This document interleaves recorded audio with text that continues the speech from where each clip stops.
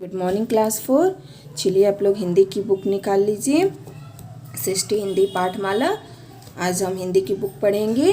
पाठ 8 को ओपन कीजिए। 8 है व्यवहार कुशल मंदबुद्धि। इसके पहले वीडियो मैंने पाठ 7 पढ़ा दिया था, क्वेश्चन आंसर करवा दिया था। आज हम पाठ 9 पढ़ेंगे। तो चलिए मैं रीडिंग लगा रही हूँ, साथ साथ आप घर पे रीडिंग लगाइएगा।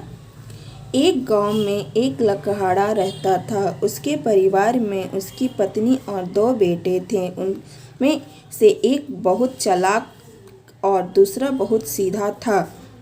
इसलिए पति पत्नी अपने बड़े लड़के को बहुत प्यार करते थे। जहाँ तक छोटे लड़के का सवाल था, उसने उसका नाम मंदबुद्धि रख दिया।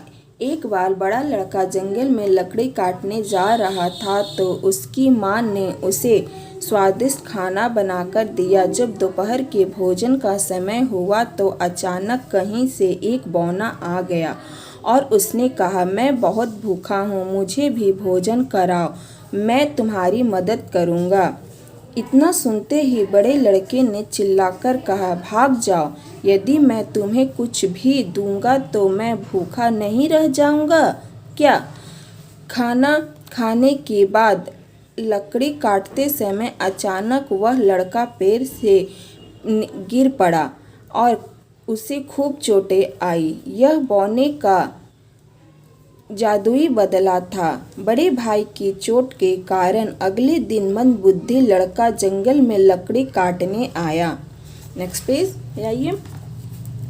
उसे उसकी माँ ने केवल रोटी तथा पानी की एक बोतल दी। फिर मंदबुद्धि भोजन के लिए बैठा तो वही बौना वहां पहुंच आया और उसी प्रकार बौने ने मंदबुद्धि से भी खाना मांगा तो मंदबुद्धि ने तुरंत ही अपना भोजन बौने की तरफ बढ़ा दिया। यह देखकर बौने ने कहा, तुम मंदबुद्धि बिल्कुल नहीं हो, तुम तो बहुत समझदार हो। इसलिए जो भी तुमने मुझे दिया उस उपकार का बदला मैं तुम्हें सोने के रूप में दूंगा।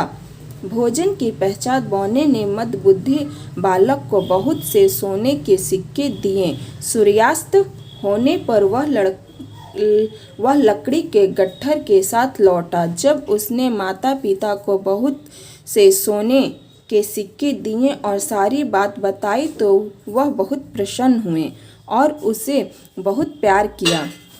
वह समझ चुके थे कि उसको मंदबुद्धि कहना गलत था। अब उसको घर का कोई सदस्य मंदबुद्धि नहीं कहता था। सचमुच वह समझदार बन गया।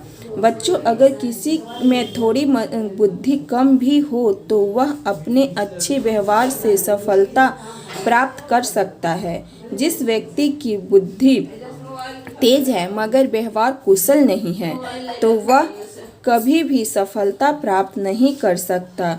उसकी समाज में इज्जत भी नहीं होती है। ये हमारा पाठ 8 मैंने रीडिंग लगा दिया। अब इसके शब्द अर्थ हैं जो आप अपने कॉपी में कीजिएगा। स्वादिष्ट, बहुत अच्छा खाना, सहज, खुशी से, जादुई, जादू से भरा, सदस्य, सभी लोग। तो ये शब्द अर्थ अपनी कॉपी में लिखिएगा। अब हम नेक्स्ट वीडियो में मिलेंगे, तब तक बाय।